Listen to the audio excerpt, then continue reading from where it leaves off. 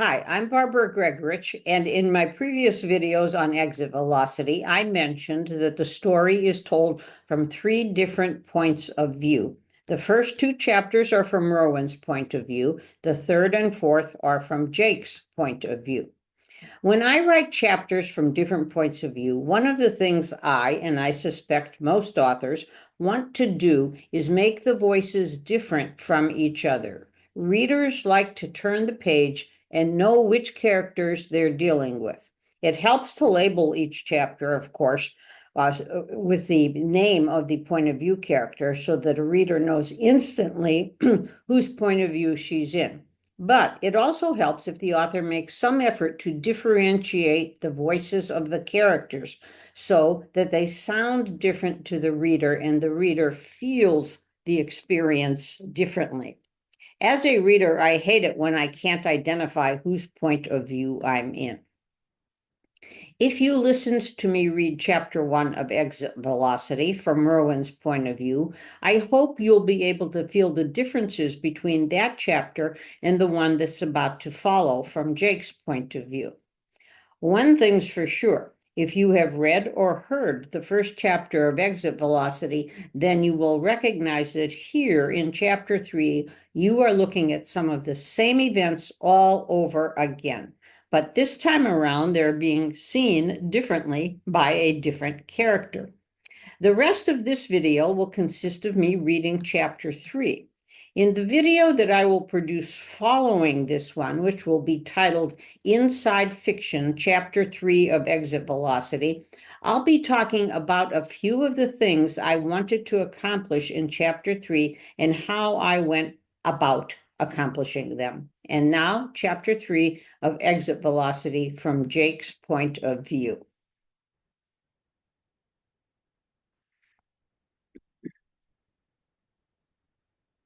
The difference between Boston and Chicago is vast. The former old, with narrow streets cobbled together from cow paths, but oh, so rich in history and culture.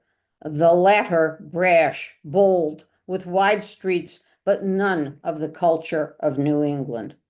Sandberg was unerringly correct when he labeled Chicago the city of the big shoulders. Shoulders it has. A head, though, an intellect, I'm not convinced. That's how I've read the situation ever since I moved here 6 months ago. I saw it as a power move from a smaller major city to one of the largest major cities. I landed my job at Highland Studios before I moved, of course. My official title is Assistant Video Editor, but I'm expecting a promotion and raise any day, dropping the assistant along the way. What I love is podcasting, and what I want is to be known for my work. My subject matter is mostly political, the struggles of people to live satisfying lives. But that's too broad a sweep. I need to find something more focused, and I'm hoping to find it in Chicago, city of the big shoulders. Today, I'm not on assignment for Highland Studios. I'm on my own, gathering material for my podcasts, which have made the Boston to Chicago transition well. My downloads swelling from 1,000 a month to 2,000 a month, moving Jake's takes closer and closer to the top 10%. I'm good. Anybody with an MA from Harvard should be good.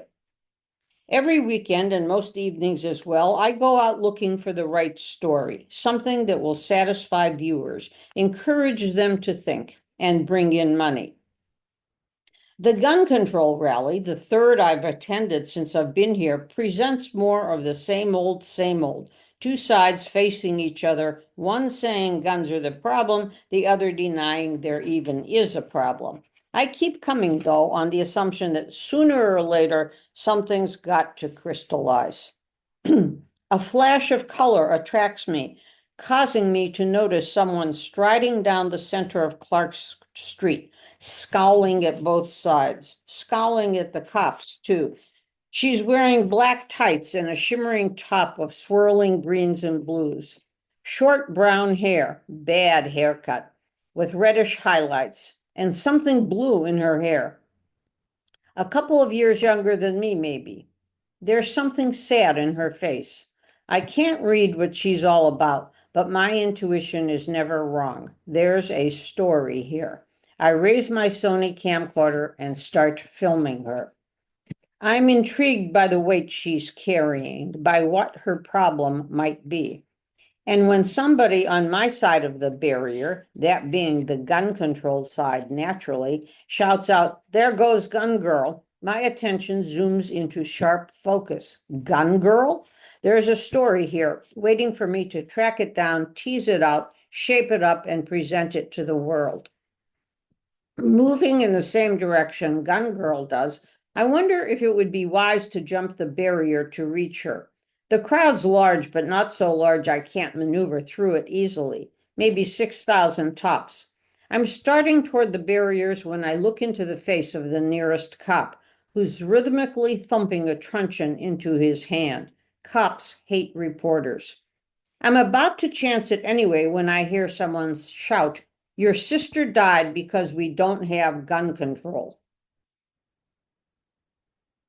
The guy who's shouting this is just two people away, and he's pointing his poster of Clarissa Pickett right at the girl I'm interested in. I excel at high-speed deductions, and as deductions go, this one's on a kindergarten level. The girl in the blue and green top is the sister of a shooting victim. Gun Girl looks set to pound the guy who shouted, but two cops step in front of her and order her away. I film her going, but then I approach the guy who confronted her, filming him as I'm walking. "Hey," I greet, "Jake Terranova here of Jake's Takes Podcasts." I slip him one of my business cards. "What can you tell me about that girl you just spoke to? Was Clarissa Pickett her sister?" "That was Rowan Pickett, Gun Girl. Yeah, one of the victims was her sister." "Why do you call her Gun Girl?" "Because she's an idiot, a freaking pro-gun idiot. We asked her to speak at a rally after her sister and the other students were killed. And then, when it was her turn, she stood up and said that she wasn't for gun control and that her sister hadn't been either. Something about people needing guns to defend themselves from somebody, the cops, I think. Something else about why we have violence." He's not very exact, but he's getting worked up and I'm filming away. Conflict makes good story. "It's the same thing all the pro-gun nuts say," he continues. "Hey, is this going to be on TV?" "I hope so," I say, and then I turn to look for Ms. Pickett. At first I don't see her, but then I catch a glimpse of her multicolored top halfway up the block. She's standing on the base of a lamp post looking up at the sky. I look up too, increasing magnification and slowly panning the camcorder in the direction she's looking. A brilliantly colored parrot, escaped pet. Gun Girl raises a hand in the air and shouts up to the bird, which banks in its flight and soars in a wide arc northward, then eastward. As I'm filming the bird, pandemonium breaks loose, and all the devils Milton could have imagined are unleashed here on Clark Street. The pro-gun people jump the barricades and rush toward us. Most of us rush toward them. Not me, because as much as I'd enjoy smashing my fist into fascist faces, I'm trying to film the whole thing. The melee simmers and bubbles for several minutes until the cops push each side back to its own end of the street, and we once again face each other across the no man's land of Clark Street. My camcorder finds Zeb Snoddy, the self-admitted swastika-wearing fascist who's in the news at least once a week. What? I do a double take at my flip screen because she's there too, Rowan Pickett. Snoddy's reaching out to grab her, but she arches backward, throwing an arm into the air. Self-defense move, probably karate. An inhuman scream pierces through the crowd noise, ear-splitting to the extreme, and through my screen I see the parrot diving right at Snoddy. I go into 10 times magnification and see blood spurt out of Snoddy's nose. I want to close in on that even more, but his minions surround and obscure him, so I pan back to catch Gun Girl. Except she's not there. Nowhere. I stand there, puzzled. Just a few minutes ago, Gun Girl signaled the parrot. The parrot changed its path, circled around, waited. And then Gun Girl raised her arm and the parrot attacked Snotty. Gun Girl is gone. Split the scene. I realize I'm writing the narrative as I'm standing there, using my grandmother's slang. But split the scene is just right for a bold and brash city like Chicago, adding flavor to what I'm saying when I put this thing together. Although, and I'm always honest with myself, I have no idea what the motives are here, but I'll discover them. I'm jostled and jostled even harder and almost lose my balance, but I remain upright and even manage to move into the street. Attracted by whatever's happening in the pro-gun camp, the gun control crowd has spilled off the sidewalk and onto Clark. The cops keep trying to push us backward. Ever so slowly, the street is cleared. And then, somehow, who knows why, both sides begin moving south. I shoulder my way out of the crowd onto the street. An ambulance siren slices through the air. Medics hop out, and within seconds, they're carrying a stretcher back to the ambulance. Snotty is strapped to the stretcher, a huge white patch covering his left eye. The ambulance pulls away. The two sides are still moving south, but I hang around the cops. When the chance opens up, I ask one of them what happened to Snotty. I mean, I know what happened to Snotty. I just want to hear the official version. He looks at my camcorder and assumes I'm media, which I am, only not network media. Too soon to say, he tells me. Did anybody see what happened? Too soon to say. Which hospital are they taking him to? I ask. Ambulance will probably take him to Rush. By now, the demonstration is at least 2 blocks south of me. The ambulance long gone. The cops are moving southward also. May as well head straight to Rush Hospital and see what information I can get on Snotty. I fumble for my phone, thinking I'll call Uber. I look around for a convenient corner to direct Uber to when I see her again, Gun Girl. Once again, she's half a block north, standing alone in the middle of the sidewalk. If body language is any indication, she's confused. A good time to interview her. I slip my camcorder into a cargo pocket and head her way. When I'm within shouting distance, I shout to her. She doesn't hear me, or maybe doesn't want to hear me. I jog toward her and ask her to wait. I want to talk to her. She tells me to go away. It's then I notice she's had an encounter of some sort. Her pants and skin are smeared with red and yellow. Mustard and ketchup looks like. Other wet stuff stains her. Coffee maybe, or soda. Gum wrappers are clinging to her ass, which is naked in places. Her tights are partly shredded. She's not stopping, so I run up to her and put a hand on her shoulder. The next thing I know, I'm gagging, bent down, trying to catch my breath. She hit me, elbow to the throat. Part of me admires the effectiveness of her move. Most of me is hugely pissed. When I'm recovered enough to stand upright and breathe normally, Gun Girl is trotting down the steps of the L. I follow her. When I reach the bottom, I don't see her. Which direction is she heading? Think, Jake, think. Yes, south side. The students who were murdered while on a field trip to Colorado were all from the same South Side school. So I'm guessing she lives in Bridgeport, a working-class neighborhood, probably a lot like Southie used to be in Boston, white, blue-collar, mainly Irish American.